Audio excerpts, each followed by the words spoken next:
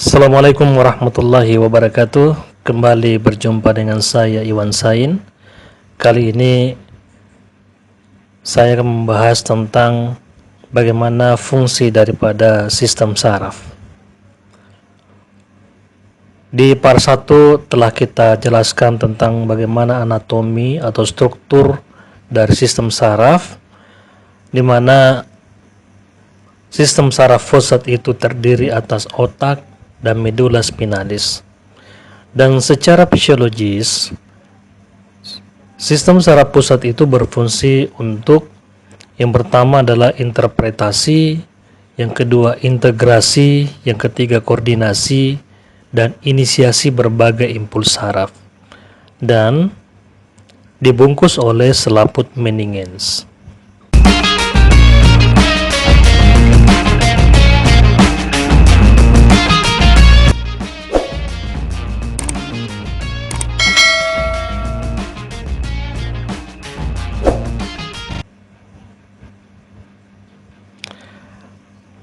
Pada pembahasan kali ini, kita lebih fokus kepada sistem saraf pusat, yaitu fungsi daripada korteks cerebri, fungsi lobus cerebri, fungsi cerebellum, fungsi batang otak.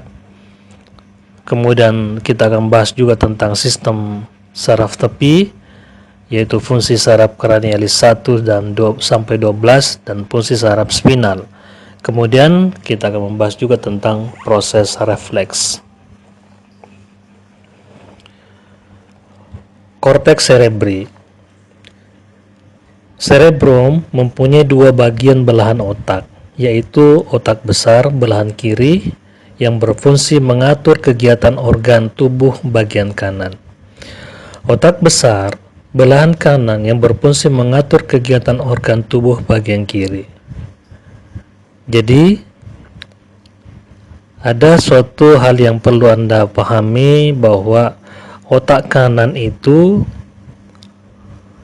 berfungsi mengatur kegiatan organ tubuh bagian kiri, sementara otak kiri itu berfungsi mengatur kegiatan organ tubuh bagian kanan.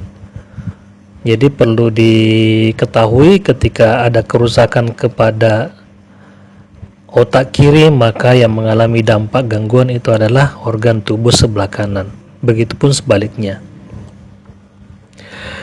Nah, bagian korteks cerebrum berwarna kelabu karena banyak mengandung badan sel saraf. Bagian medula cerebrum berwarna putih, banyak mengandung dendrit dan neurit. Bagian korteks dibagi menjadi 3 area, yaitu area sensorik yang menerjemahkan impuls menjadi sensasi, area motorik yang berfungsi mengendalikan koordinasi kegiatan otot rangka, area asosiasi yang berkaitan dengan ingatan, memori, kecerdasan, nalar, logika, dan kemauan.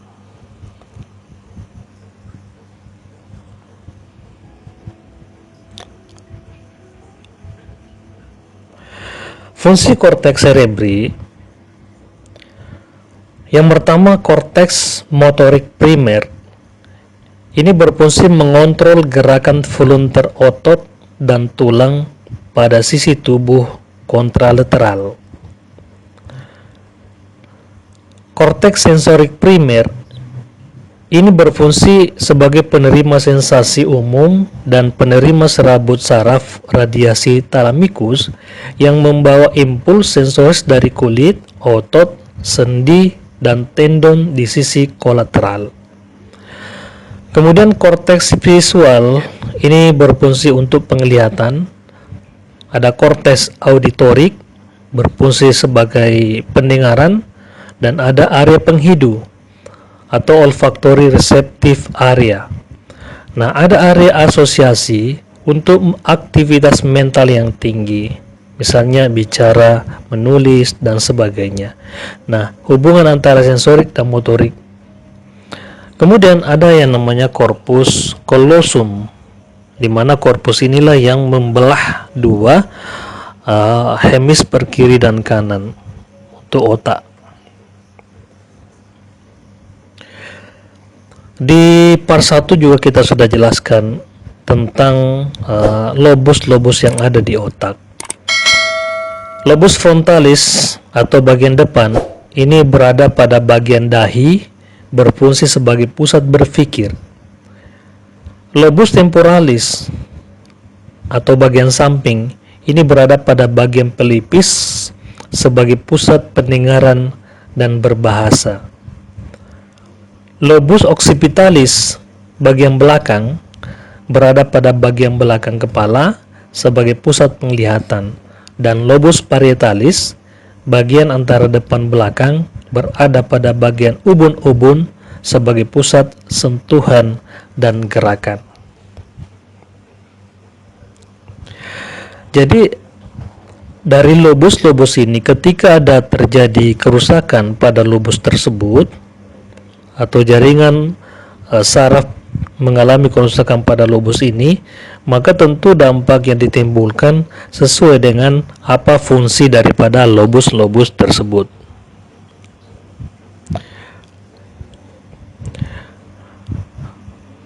Kita lebih mendalami lagi lobus frontalis, ya.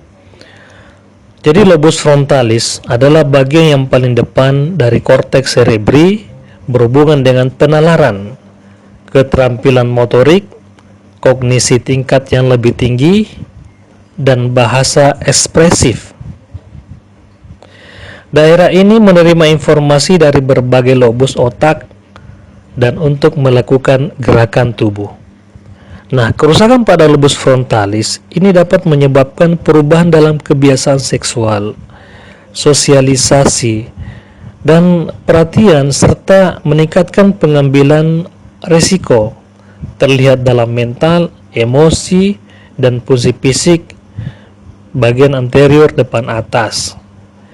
Mempunyai peran dalam tingkah laku tidak sadar, misalnya kepribadian, tingkah laku sosial, memberi pendapat, dan aktivitas intelektual.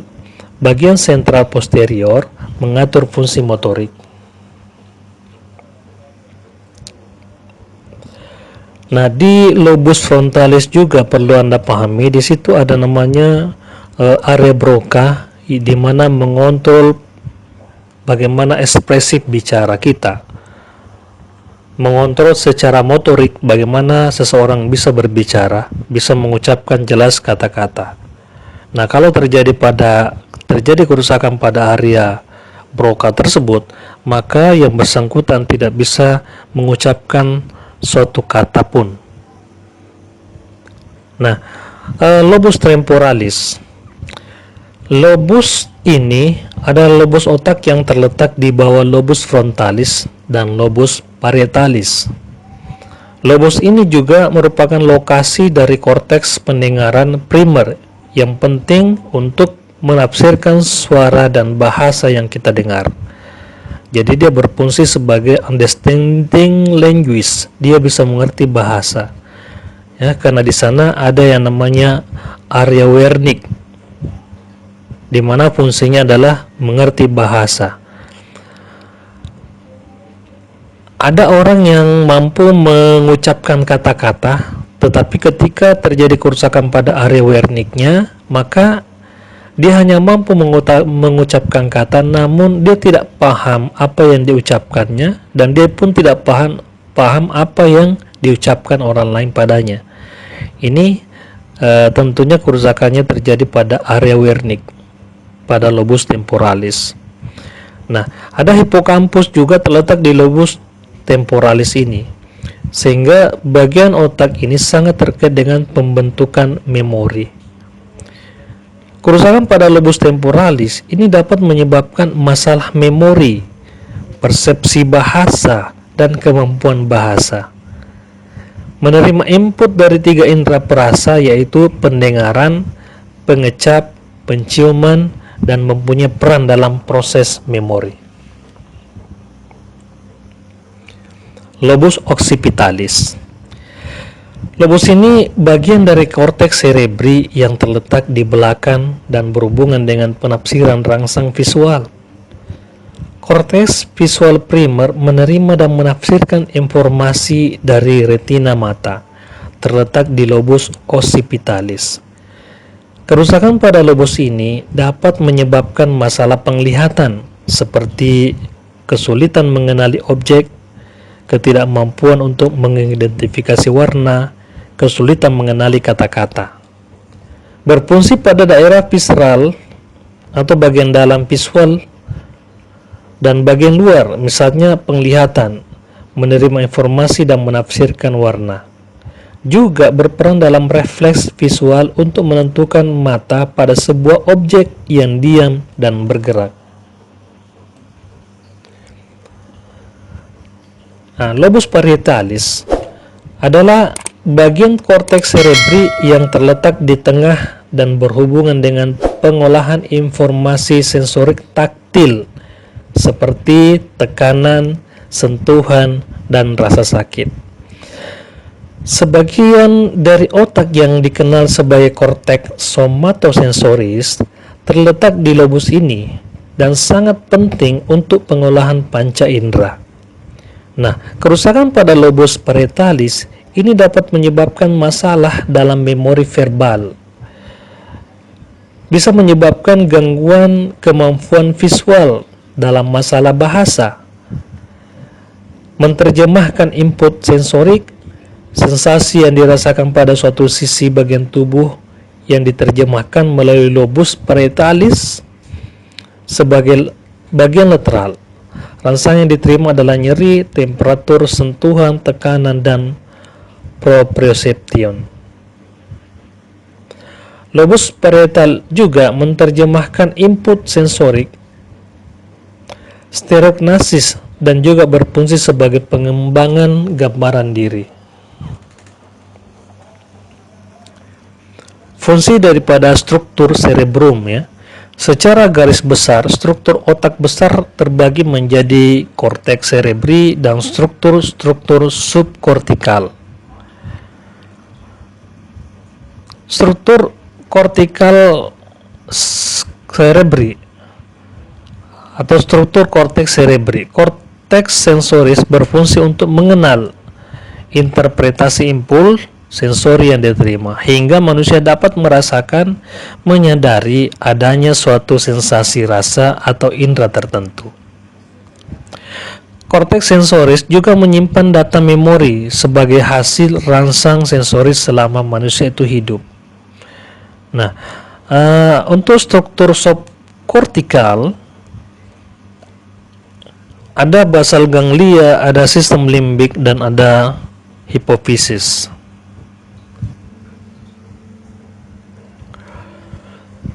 Basal ganglia melaksanakan fungsi motoris dengan merinci dan mengkoordinir gerakan dasar, gerakan halus, terampil, dan sikap tubuh.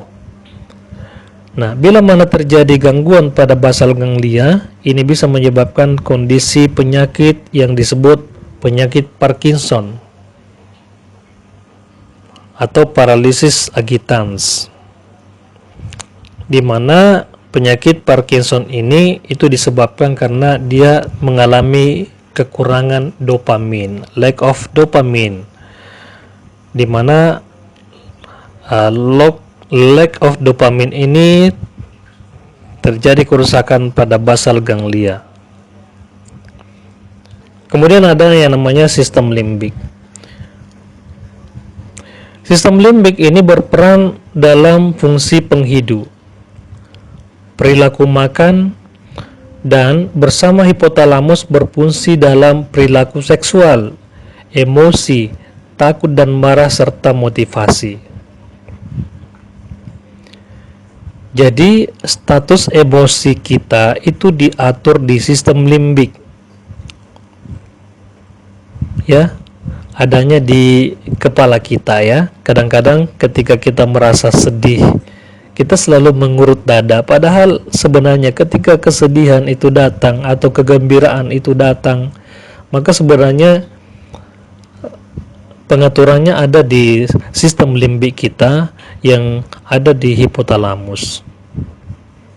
Ya, ini kadang-kadang kita salah dalam menginterpretasikan di mana sebenarnya letaknya sumber kesedihan itu, kegembiraan itu, rasa marah, itu tentunya ada di sistem limbik, tepatnya berada di hipotalamus. Nah, rangsang sistem limbik ini menimbulkan efek otonom, terutama terjadi perubahan tekanan darah dan pernapasan. Rangsangan pada nuklei amigdala menimbulkan gerakan mengunyah dan menjilat dan aktivitas berhubungan dengan makan. Bila mana ada lesi di area tersebut, ini bisa menimbulkan yang namanya hiperfagia.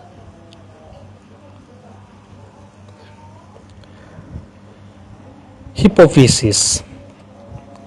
Lobus anterior kelenjar hipofisis ini menghasilkan sejumlah hormon yang bekerja sebagai alat pengendali, mengontrol produksi sekresi dari semua organ endokrin lain. Jadi bersama hipotalamus mengatur kegiatan sebagian besar kelenjar endokrin dalam sintesis dan pelepasan hormon. Karena menghasilkan hormon yang mengatur fungsi kelenjar tiroid, adrenalin dan gonad, maka akibat terganggunya organ pituitari ini atau hipofise ini akan mempengaruhi berkembangnya organ seks pada pria dan wanita. Dan tentunya bila terjadi kerusakan pada hipofisis ini bisa menyebabkan kondisi yang kita sebut impotensi atau terjadi menopause dini pada seorang wanita. Kemudian talamus. Talamus merupakan pusat pengatur atau penerima rangsang sensoris. Merupakan pusat pengatur suhu tubuh, selera makan, keseimbangan cairan tubuh, metabolisme lemak, karbohidrat, tekanan darah, dan tidur. Berfungsi menyebabkan adanya rasa sadar terhadap sensasi sakit, panas, dan raba. Juga berperan terhadap terjadinya mekanisme emosi, perasaan senang atau tidak senang. Juga berperan terhadap sikap siaga. Ini semua diperankan oleh talamus. Talamus merupakan sebuah massa abu-abu yang besar di sekitar ventrikel otak. Nah, daerah spesifik dalam talamus ini menerima akson dari medula, batang otak, dan cerebellum, basal ganglia, dan bagian variasi dari cerebellum. Hubungan ini memberi pengaruh terhadap fungsi motorik dan mempunyai peran dalam respon emosional, terjemahan sensasi-sensasi yang menyenangkan dan tidak menyenangkan. Juga berfungsi sebagai stasiun pemancar bagi impuls yang sampai di otak dan medula spinalis. Jadi berfungsi juga sebagai pusat relay. Jadi semua sensasi itu harus direlaykan oleh talamus lalu disampaikan di korteks cerebri. Kecuali ada satu yang tidak perlu melalui talamus, yaitu olfaktorius atau fungsi penciuman.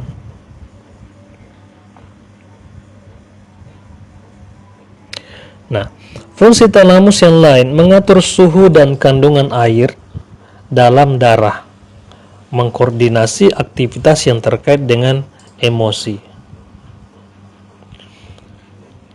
Nah, ada namanya subtalamus, tentunya dia berada di bawah talamus ya. Merupakan lanjutan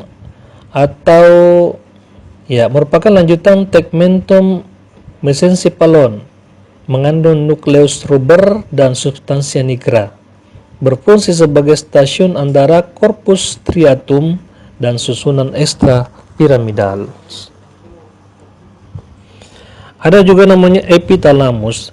Ini terdiri dari ganglia habenulari dengan traktus-traktusnya, berfungsi sebagai suatu pusat untuk mengkoordinir rangsang penghidu atau olfaktoria. Nah, hipotalamus merupakan pusat tertinggi integrasi dan koordinasi susunan saraf otonom, yang mengolah perilaku insting terbagi menjadi 3 bagian, yaitu ada regio supraoptik, di sini berfungsi sebagai pusat pengatur suhu. Kemudian ada regio tuberalis, pada bagian tengah terdapat pusat pengaturan makan, pusat nafsu makan, dan pusat lapar. Lalu ada regio mamillaris, berada pada paling belakang ya. Terdapat pusat mempertahankan cairan tubuh, fungsi pengecapan. Nah, di bagian posterior hipotalamus terdapat pusat yang menghambat sekresi keringat dan menyebabkan vasokonstriksi atau pembudara menjadi menyempit dengan tujuan menahan menguapnya panas dalam tubuh. Bila pusat ini terganggu, maka penderita akan berkeringat dingin yang bisa menyebabkan terjadinya shock.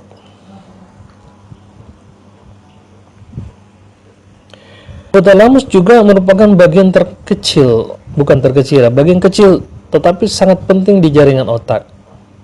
Letaknya di bawah talamus. Bertugas mempertahankan beberapa fungsi keseimbangan, pengaturan sejumlah aktivitas yang juga dipengaruhi kelenjar pituitari dan sistem saraf otonom. Ya, sistem saraf otonom itu adalah saraf yang bekerja sendiri, yang tanpa diperintahkan oleh otak, tapi dia berespon dengan adanya perubahan internal ataupun perubahan eksternal dari tubuh kita. Hipotalamus menerima input dari seluruh bagian tubuh.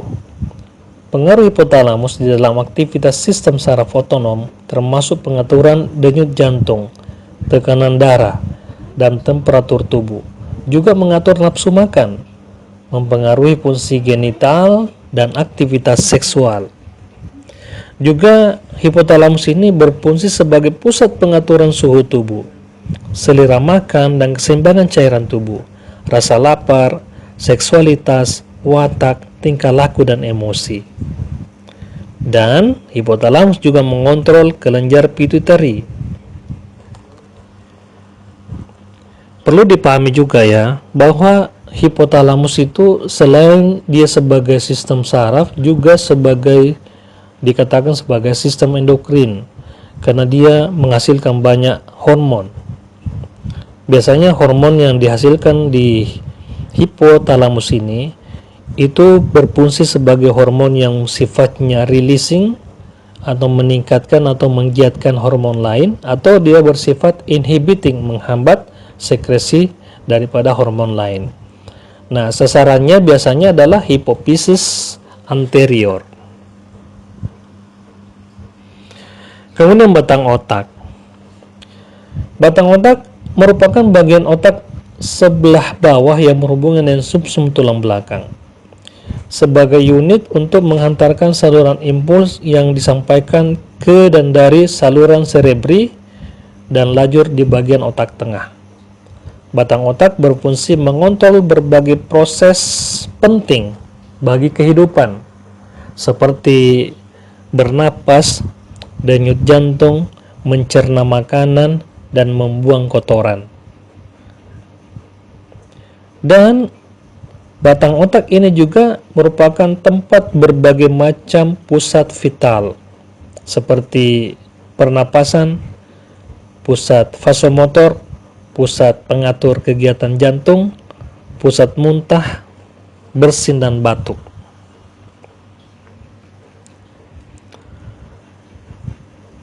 Ya, kita bahas lagi otak belakangnya atau cerebellum. Rhomboencephalon. Otak belakang manusia tersusun atas 2 bagian, yaitu otak kecil, cerebellum, dan medulla oblongata.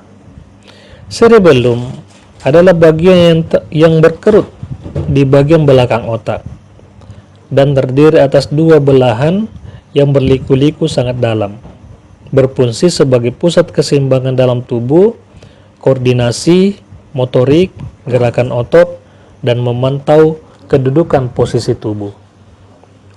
Adanya cerebellum memungkinkan kita belajar gerakan yang terlatih dan seksama, seperti menulis atau bermain musik tanpa berpikir. Nah, di antara kedua belahan cerebellum terdapat suatu bagian yang berisi serabut saraf yang dinamakan jembatan Farol atau pons faroli. Nah, ini berfungsi menghantarkan impuls dari bagian kiri dan kanan otak kecil. Jembatan Farol juga menghubungkan korteks cerebrum dengan cerebellum dan otak depan dengan sumsum tulang belakang.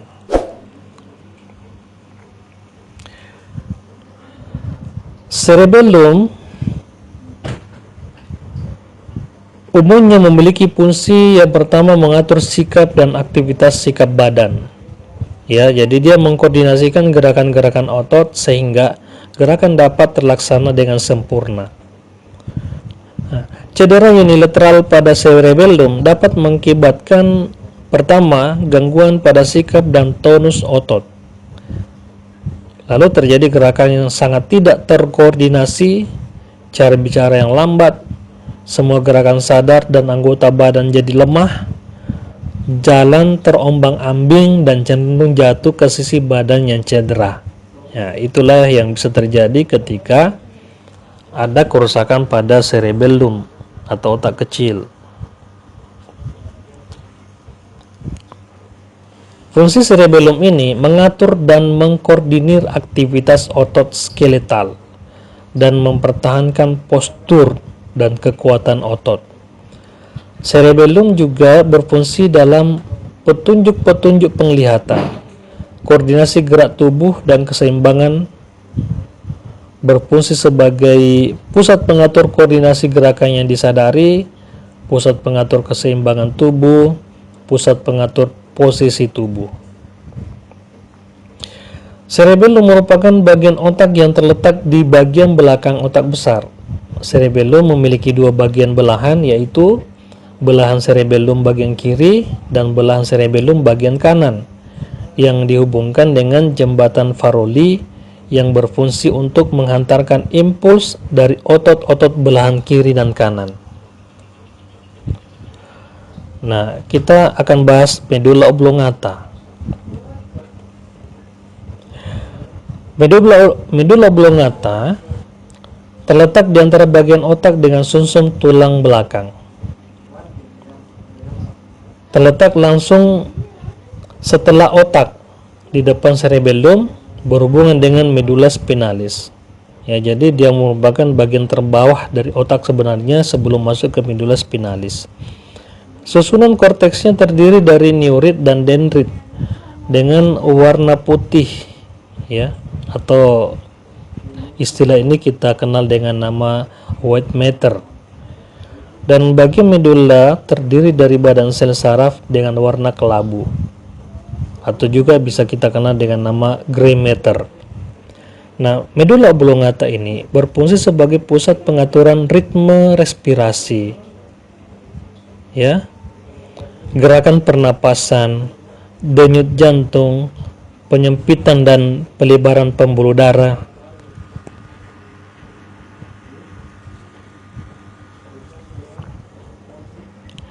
Tekanan darah, gerak alat pencernaan, gerakan peristaltik, sekresi ludah, menelan, batuk, bersin, sendawa. Ya, itu adalah fungsi-fungsi daripada medula oblongata. Jadi dia juga sebagai salah satu jaringan otak yang sangat penting bagi kita. Kemudian medula spinalis atau sumsum tulang belakang. Ini merupakan jalan atau saluran untuk menghantarkan informasi dari dan ke otak dari perifer seperti kulit.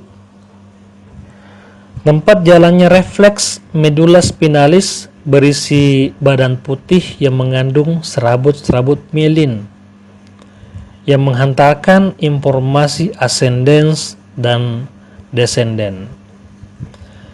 Badan kelabu yang terisi badan sel berikut prosesnya terjadi dalam menstimulus rangsang masuk ke stimulus medula spinalis yang berintegrasi dalam badan kelabu. Respon dapat terjadi secara ditransmisikan ke atas ascenden. Semua kegiatan motorik disalurkan melalui medula spinalis dan akson perifer.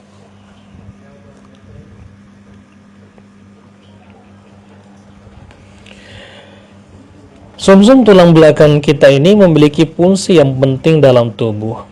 Apa fungsinya? Yang pertama, sebagai pusat gerakan otot tubuh terbesar, yaitu cornu motorik dan cornu ventralis.